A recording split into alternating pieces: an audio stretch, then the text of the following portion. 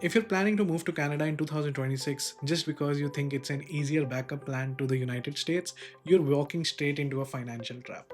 Canada's unemployment rate is right near 6.9%, and the cost of living has severed its ties with reality.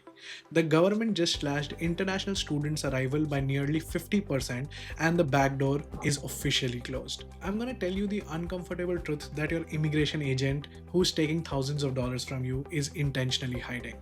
Today, we are stripping away the PR campaigns to look at the brutal 2026 reality of the United States versus Canada.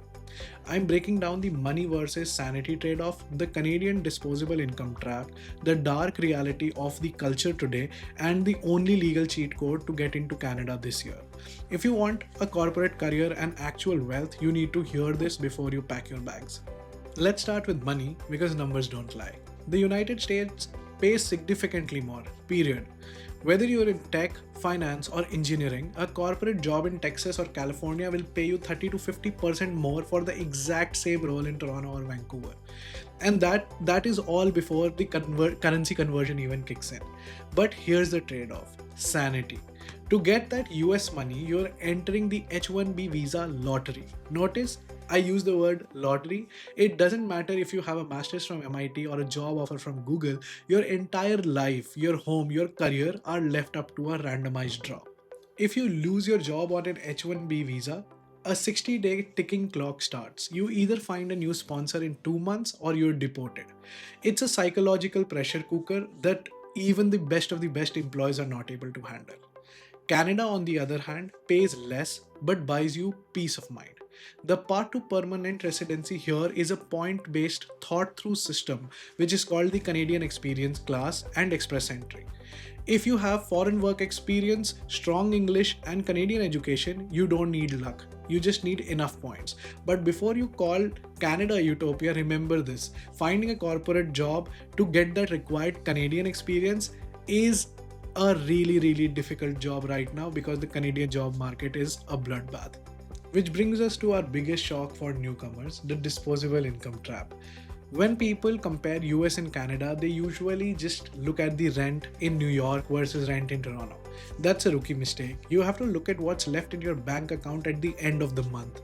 In Canada, your gross salary is lower, but your taxes are significantly higher.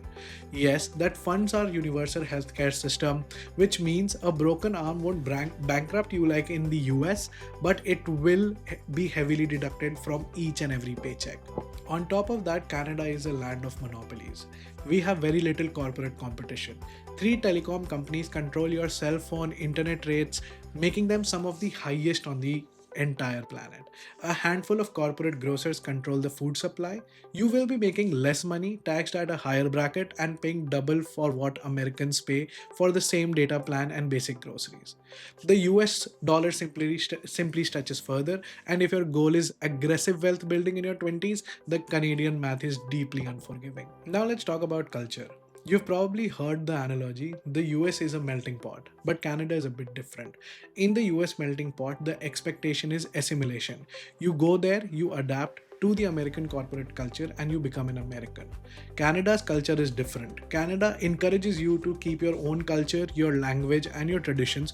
On paper, it sounds beautiful, but let me tell you the dark side of this that nobody warns you about, that is segregation. Because it's so easy to find your own community, many immigrants fall into the trap of only mingling with the people from their home country.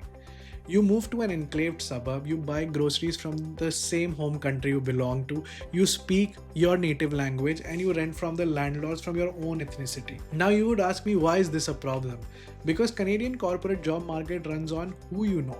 If you spend your first 2 years in an ethnic bubble, you aren't building a diverse professional network.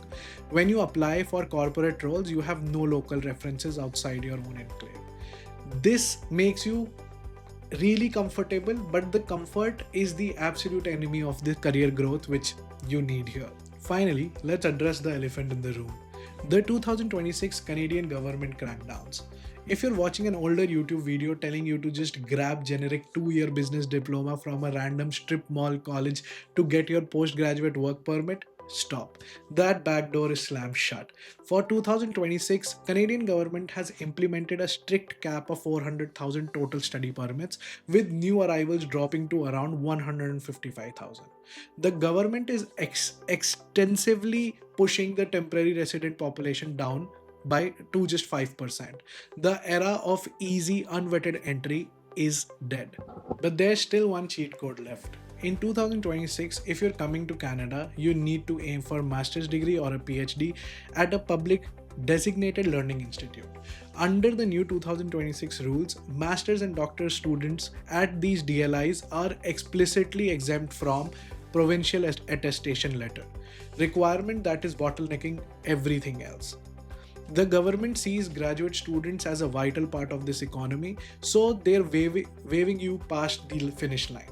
If you want a corporate job and a safe path to PR, an advanced degree is the only strategic move left. The reality is, surviving Canadian job market and the brutal cost of living means you cannot survive on minimum wage. You need a high-paying corporate job immediately.